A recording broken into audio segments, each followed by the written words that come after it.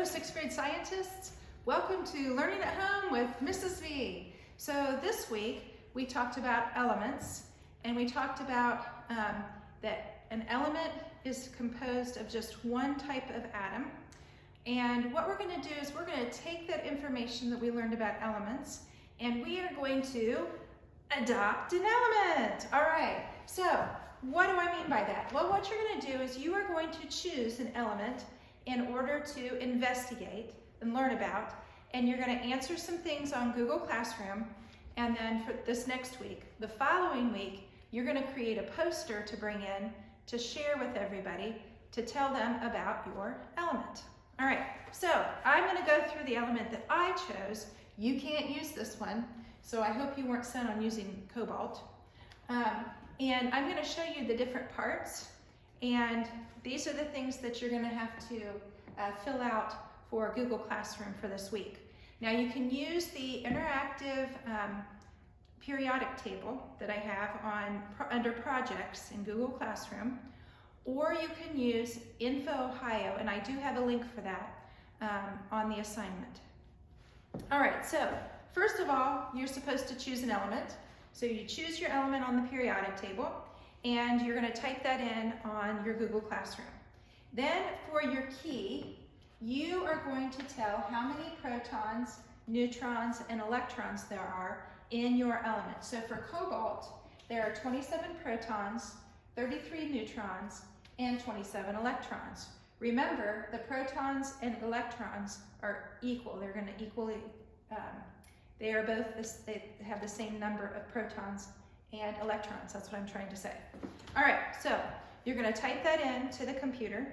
So then you're going to find who discovered the element that you are investigating. So for mine, I have that. Cobalt was discovered in 1735 by George, and I'm probably saying this wrong, Brandt, a Swedish chemist. All right, so that's the next thing that you're going to find. Then you're going to find whether or not your element is a metal or a non-metal. And I found that cobalt is classified as a transitional metal, so it is a metal. It is, and I kind of like this, it says solid, liquid, or gas. Is it found as a solid, liquid, or gas? Well, mine is actually a magnetic solid. I thought that was interesting. So I added that in there. So you can add little things of interest as you're going along. What are the uses for your element? So cobalt is used in lithium-ion batteries, glass, ceramics, and paint. All right?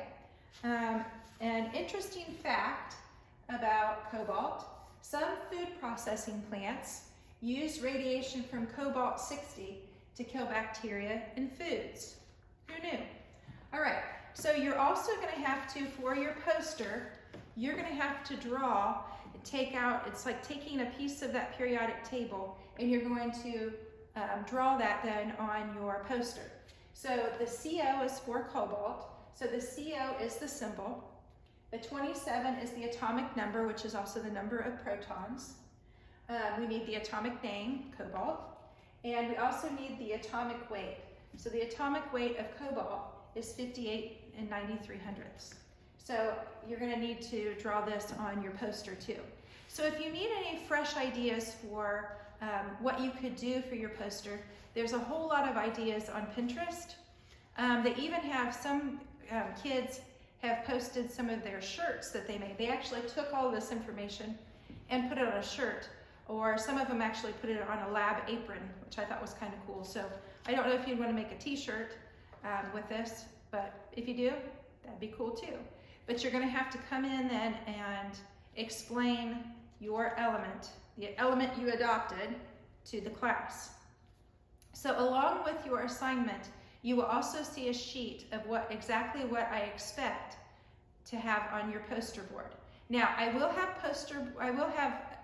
paper available. I don't have poster board, but I do have paper that's this size that you could use if you don't have poster board, or you're not going to be able to go out and get poster board and whatnot. So I do have things that are available to you, but you'll need to let me know that you need one.